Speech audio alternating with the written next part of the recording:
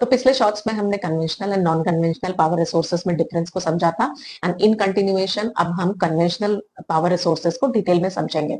Conventional power resources वो वाले power resources हैं जो लॉन्ग टाइम से, एंशिएंट टाइम से यूज हो रहे हैं and they are non renewable, मतलब ह्यूमन लाइफ स्पैन में वो रिन्यू या रिप्लेनिश नहीं होते हैं। इनमें मेनली होता है फायरवुड या फिर फॉसिल फ्यूल मतलब कोल, पेट्रोल, नेचुरल गैस या फिर हाइडल पावर भी। तो सबसे पहले है फायरवुड यानी कि लकड़ियां। इसका मेन यूज तो डोमेस्टिक वे में ही है, कुकिंग के लिए, एंड अदरवाइज रूरल एरिया में एक्सटेंसिवली यूज्ड है। बट इफेक्टिवली ह्यूमन बीइंग अपने इवोल्यूशन के बाद से जब उसे हीट और लाइट की जरूरत पड़ी थी तो वो फायरवुड पे ही निर्भर था और तब से ये कंटिन्यूड है। इसके अपने एडवांटेजेस हैं और डिसएडवांटेजेस हैं। एडवांटेजेस ये है कि फायरवुड आपको हर जगह पे अवेलेबल है, लेकिन डिसएडवांटेज ये है कि इसके कलेक्शन में बहुत वक्त लगता है। अपार्ट डिफॉरेस्टेशन की प्रॉब्लम इसकी वजह से आती है।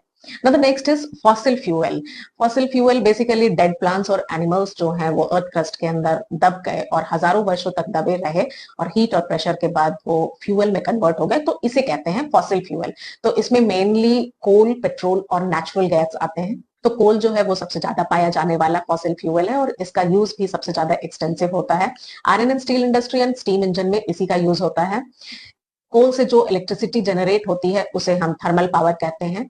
और आज जो कोल हम यूज कर रहे हैं ये हजारों वर्ष पहले अर्थ क्रस्ट के अंदर मतलब डेड प्लांट्स और एनिमल्स दब गए थे और फिर वो कोल के रूप में आज निकले हैं तो हम उसे यूज कर रहे हैं। तो हजारों वर्षों से बरीड थे और आज जब बाहर है तो हम उसे बर्न करके यूज करते हैं, इसीलिए it is called the buried sunshine, याद रखेगा ये।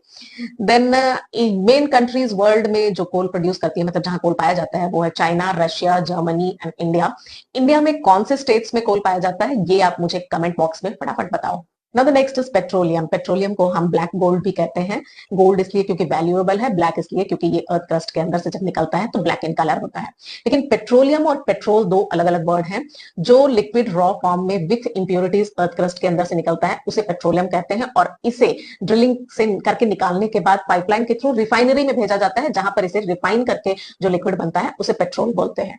पेट्रोलियम ज्यादातर मिडिल ईस्ट कंट्रीज में पाया जाता है। ये आपको हर्मुज स्ट्रेट की प्रॉब्लम के समय पता लग गया होगा। इंडिया में आसाम एंड बॉम्बे हाई में पेट्रोलियम ड्रिल किया जाता है। कोल और पेट्रोल दोनों के अपने एडवांटेजेस और डिसएडवांटेजेस हैं। एडवांटेजेस तो हमें पता ही है कि इनका एक्सटेंसिव यूज है, बहुत वैल्यूएबल है हमारे लिए, इनके बिना हमारा रोजमर्रा का काम भी रुक जाए। बट इनके डिसएडवांटेजेस, दोनों की ही जो सबसे बड़ी डिसएडवांटेज है वो ये है कि ये पॉल्यूटिंग एजेंट है। अपार्ट कोल जो है बल्कि गुड है तो उसको कैरी करना मुश्किल है और पेट्रोलियम फील्ड को एक्सप्लोर करना बहुत डिफिकल्ट है।